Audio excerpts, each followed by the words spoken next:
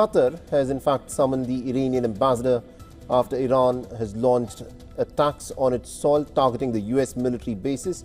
The Qatar's foreign ministry has rejected the Iranian missile attacks on its territory. In a statement, Qatar's defense ministry has said that it was attacked by about 65 missiles and 12 drones from Iran. And out of all these missiles, at least about 2 missiles targeted the US's Udeid airbase. And moments ago, Qatar's Emir Sheikh Tamim bin Hamad Al Thani has spoken with the American President Donald Trump. And this, of course, is the latest bit of information where Qatar has now summoned the Iranian ambassador, expressing displeasure about the relentless attacks that have been targeting American military interests on Qatari soil. And Qatari foreign minister has rejected the Iranian missile attack on its territory. It's interesting that Qatar has summoned the Iranian ambassador there. Susan, this is an interesting sort of a diplomatic effort which some of the Gulf nations may now try to take. With the top Iranian leadership potentially gone, do you think these other Gulf nations that are allied with the United States of America could now probably initiate a dialogue with the Iranians to try and bring the hostilities to an end? Is that a possibility?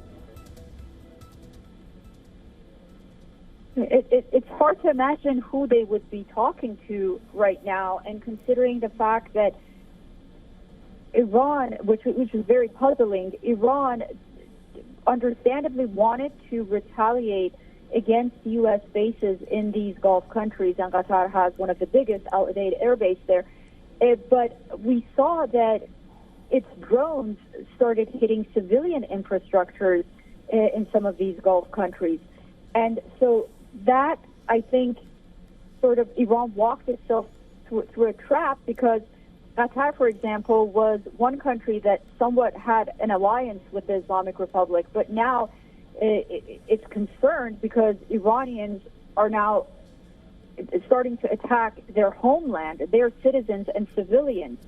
And so they are not happy. They're extremely angry. They're concerned about their own safety. And before they can think about establishing any sort of diplomatic channels, they need to know who they're dealing with the higher echelons of the Iranian leadership eliminated, right, at least according to the U.S. and Israel. Then who do they talk to? And, where would they bank their money at the end of, right, the day? Should they even talk to the Iranian government that has attacked them? You know, if Ali Larijani, as the potential successor of Iran's Ayatollah Ali Khamenei, if he takes charge of the nation, in your assessment, because Ali Larijani is one of those individuals who negotiated the JCPOA with the Americans, so he knows a lot of the American officials and is familiar with the way how things work in the West. In your assessment, do you think Ali Larijani can bring about some kind of a different stance in how Iran will now approach the West? And do you think the West would be willing to do with Ali Larijani what they are doing with Delcy Rodriguez in Venezuela? Yeah, that's so interesting you brought up Delcy Rodriguez, because there is this huge question mark in my mind on whether or not Delcy Rodriguez was, at the end of the day, an American asset, and that they already sort of made a deal before the United States took Maduro out, because that transition that just seemed too smooth to be true. But even if she wasn't, she's working with the United States right now.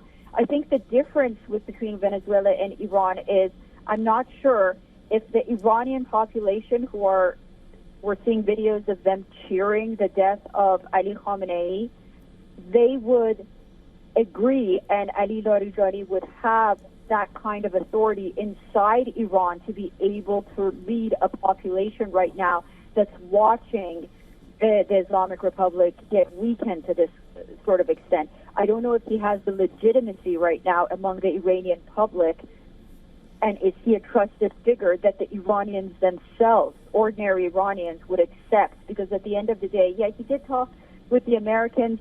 The JCPOA did happen to a certain extent, but a lot of Iranians, depending on which side you're on, the ones that were very hardline believe that Ali Larijani sort of turned his back on them and shouldn't have negotiated with the United States. And then those more moderate Iranians, ordinary everyday Iranians, thought that the reason Ali Larijani went and negotiated on the nuclear deal, one of the results of that was that the Islamic Republic stayed in power.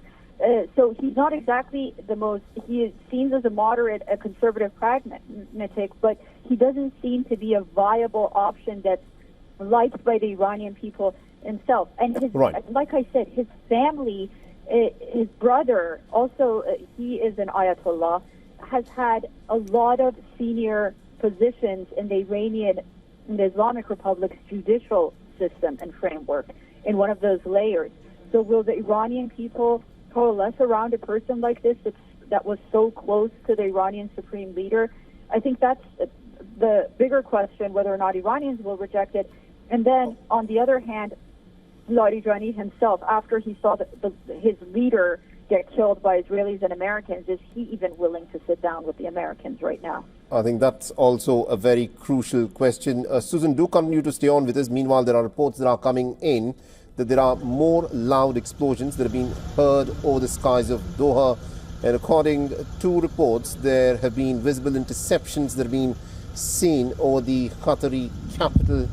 And apparently, according to reports, this wave of the Iranian missile and drone attacks have possibly been the loudest that has been witnessed since the beginning of the Iranian reprisal that began earlier yesterday morning, once the war, of course, kick-started. And this is a war that does not appear like it is coming to an end anytime soon. There have been waves of Iranian missile strikes on several American military bases in the region. There have been attacks that have taken place on the state of Israel as well. So even if Ayatollah Ali Khamenei has been taken down, as has been claimed by the Israelis and the Americans, it does appear that the Iranian government still has a lot of fight in it, and it is not a war that is done by any measure. Remember, the Iranian Islamic Republic has been preparing for something like this for many decades. The Iranian Islamic Republic was in many ways something that had stood up to the Americans and had been a sort of a thorn in the flesh for the Americans in the last 4+ decades that it has existed. And this is the moment. This is the moment of reckoning where the Americans, along with the Israelis, have carried out a massive air raid, and several attacks have been carried out on Iran. And Ayatollah Ali Khamenei, apparently, according to the Israeli media reports and according to the Israeli Prime Minister Benjamin Netanyahu, has been taken down.